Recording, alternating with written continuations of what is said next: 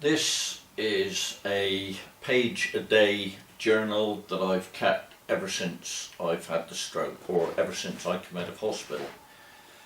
I thought if I write something like this down, then I could look back on it to see how my improvement was going, or, like I've said, I don't mind if anybody from the medical profession wants to put it into a book form, just to see, you know, it might give people who've had a stroke some ray of hope or something else. I came out of Barncuse on March the 2nd, and my first comments, wow, a decent night's sleep. Had a cup of tea with the wife at 0700, curtains pulled back, blue sky. Carer came on the dot of 08:55 to see me, shower me, get me dressed and come downstairs and have breakfast, which is all supervised by the carer, which I found absolutely amazing at the time. I struggled through most of it myself, saying that I had to try to achieve and learn. You know, I had to have help washing my back, drying my back, putting my socks on, shoes. This was all in the first page, but the one thing that I have got written down here is the difference of being in your own bed the first night home. No squeaky trolleys, no blood pressure being taken, nobody shouting, no alarms going off, and that's why I've put, wow, what a decent night's sleep. I couldn't believe the difference.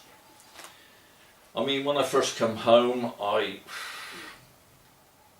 couldn't walk 4 paces. I couldn't do nothing with my left hand, but now I can do quite a few things, and it's all through the physio and the treatment I received. This will be my achievement book, different stages that I've achieved. And my goals in this: to get back driving, to do a walk with my grandson, you know, another goal is travelling to my son's for his 40th birthday, which I didn't manage, but you know, and then I go on to targets and goals achieved. I mean, this has just reminded me again now eating with knife and fork. I mean, when I first came home, I couldn't even hold a fork. I had especially, my arm was like, and what I've written in here, you know, what I've done, and you know, like Amy, the stroke nurse, got me my driving assessment, and that was 9 months after I had the stroke. I had to sell my new car to have an automatic.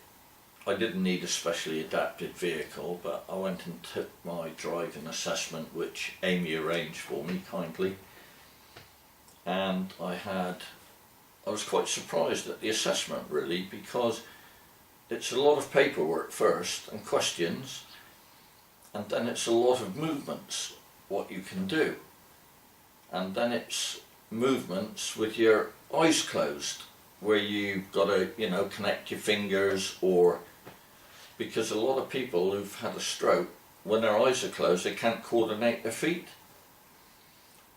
So it was quite an intense thing, and I'd done all right. You know, my left foot obviously is why I had an automatic. But then I went out for my driving assessment, which lasted about 40 minutes. And I know when we first went out, the lady said to me, right, we'll go up these narrow streets because I want to see what your awareness is like driving in Cornwall is all narrow streets anyway. And we got up and there was a Cornwall Council lorry parked a third on the road. And she said to me, well, we can't get through there, we'll have to wait till you pull in. I said, I can get through there, but you won't have much of your car left to which she said, right, I think I'll get out and ask them. Well, they moved then, and she said, oh, I don't know whether, I said, look, we can get through their piece of cake.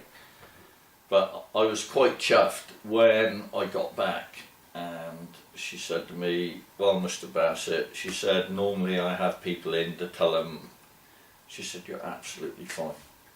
She said, you carry on. Absolutely brilliant, thank you very much.